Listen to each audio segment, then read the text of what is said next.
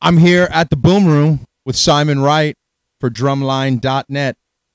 Simon just Simon just recorded a track for a German artist here at the Boom Room, and had a good time. Had a good time. What is on the horizon for you? What are you up to these days? And tell our viewers out there what you've been up to. Things are a little bit of hiatus, but we'll be doing the Deal Disciples run again. Some point, I think the beginning of next year, or maybe a little bit into the year, with the hologram that was presented in Germany at Wacken. So that's all in the works at the moment, which is going to be hell of a thing, hell of a thing. So I'm excited about that. Yeah, pretty emotional thing to see that hologram up there on stage, huh? Yeah, it was. Well, actually, I couldn't really see it because I was behind. From behind, it's just a light, and it was probably a good thing because it was such a, probably emotional. I did see it at rehearsals. They had off to the right. Yeah, that was incredible. Um, you know, it's going to turn out good. Really cool. Technology working in our favor, bringing us the angels. That's really cool. Very cool. Yeah, I'd much rather see the Ronnie James Dio hologram than the Tupac hologram, personally. Um, all right, so you were playing today. You were recording for this German artist. You want to tell us a little bit about that guy, or? Yeah, he's a guy called Matthew Stinger, and he has done an album. He's very conscious of different charities, organizations, and there's, I think, big portion of the proceeds. There's also all kinds of players on the album. It's not just me. I did a couple of tracks. I think it's a couple other guys, guitar, bass. So it's a collaboration of different musicians, and I think a big portion of the album, when it's done, will go to there's a cancer fund that he works with. So I felt this was a good to do. That's awesome. I'm always happy to lend my time and my effort to any good charity. So in your 20-something year career, there's what's been your career highlight? I know it's a really difficult question, but some people actually have one. It's been quite a while. I mean, I started when I was young, so I've been seeing some incredible situations and stuff. We did with DC. We did a big show. I've mentioned it before. It was Rock in Rio in '85, and that was an enormous amount of people. 400,000. I think there was like 350,000.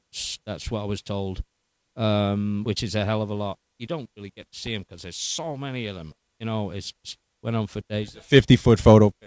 Yeah, something like that. They were, but it was remarkable. They made a hell of a good sound.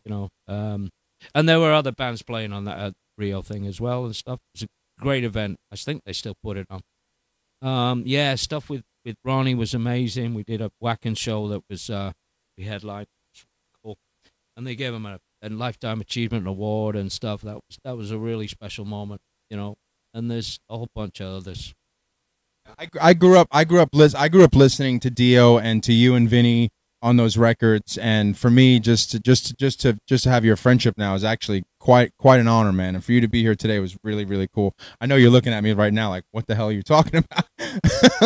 but but the reality is that, like, some of that material, some of that Dio material was just so fun and so cool and so laid back and had such a great pocket feel, yet there was intricacies in there that if you're not a great drummer, you can't just dismiss it as, oh, this is just 2 and 4, this is just pocket. Like, there were little things in there that were so, just little hiccup beats, little gallops on the snare, little things like that made those records like drumming records. And having said that, is there a song that stands out for you that is your most fun to play live?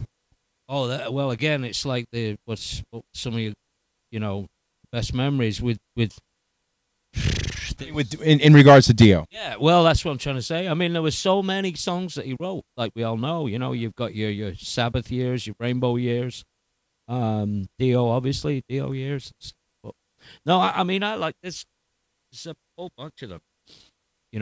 I mean, I've always loved Stargazer. I think that's an incredible song. When I first heard that, I was just, blown away. And then there's others, like Sign of the Southern Cross, Heaven and Hell. there's just so many. Nothing sticks out as like that's the one. Because there's so many, you know. I mean, you know, he's done albums where it's back to back classics. You know, there's no filler. You know, and those albums are just insane. You know, and you know, it's that those get imprinted on your brain. You know, you hear stuff like.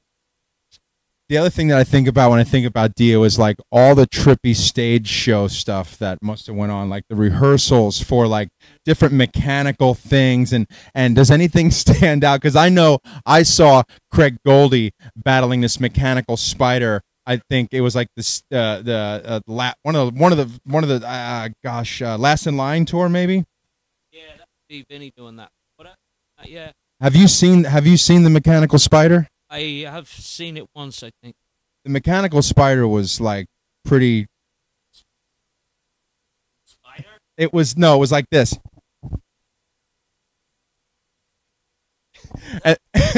and then Craig. Yeah, and then Craig shoots it with like a laser bolt that comes out of his gun. Any interesting, cool stage things that happened? You know.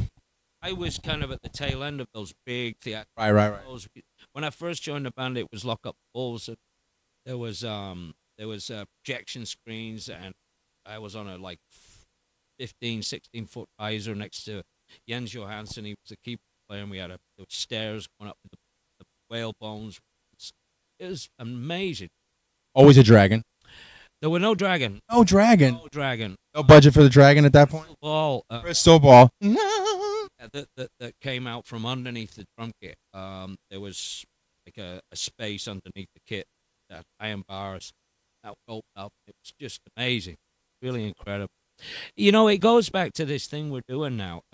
Since Ronnie's unfortunate passing, the hologram. It's like we feel that we were a bit trepidation about it, but if you think about it, it's the same way that he would think, this theatrics and the way he would put on a show. You know, it's high tech. He would have loved this. I mean, really would have, because of his love for the theatrics and the pyro and the whole big show kind of thing. So, you know, that's kind of the vein we're going with this as well. That's really cool. I remember being at one of the memorials maybe a couple of years ago and hearing all the people speak about him. And, man, I never got the pleasure to meet him, but from what I hear from all of his friends and all of his colleagues, he was definitely a one-of-a-kind cat. Never met him, no. He'd have liked you, you know. Yeah, you'd have liked him. He's a cool guy.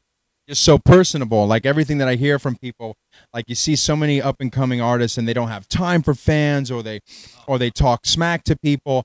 This was a guy that would like remember the names of the children of the fan. You know, oh, how's Susie doing? And the guy would be like, did you just remember my daughter's name? That's and it was day in, day out. You know, we'd be on the road and we'd be at the bus for like after the show for like 3, 4, 5 hours till he saw everybody and signed everything they wanted, said hello, did voice messages to their family. And this was in like, you know, 0 degrees weather and stuff like this. You know? But he didn't care, you know. He just didn't care. He cared about his voice. He was like wrap himself up, but he'd still be there, you know, in a blizzard, signing autographs. That's so cool, man. Well, Simon, man, I want to thank you so much for your time. Thanks for coming to the Boom Room today. Always a pleasure. Simon and I shared the drum throne in a band called Rhino Bucket for a few years, Bino Rucket. He would be off with Dio, and I'd be like, okay, I'll play. And then he'd come back. I'd be like, okay, bye, gig. And then he'd go off with Dio, and I'd come back on. But that was always a fun gig to play. Yeah. They know what they're doing. They do know what they're doing. Sued by AC/DC, I heard. Yeah, initially they got a letter from AC/DC because they said, you sound a lot like us, and it's just not. Maybe we should just sue Rhino Bucket. There you go. All right, just one of them.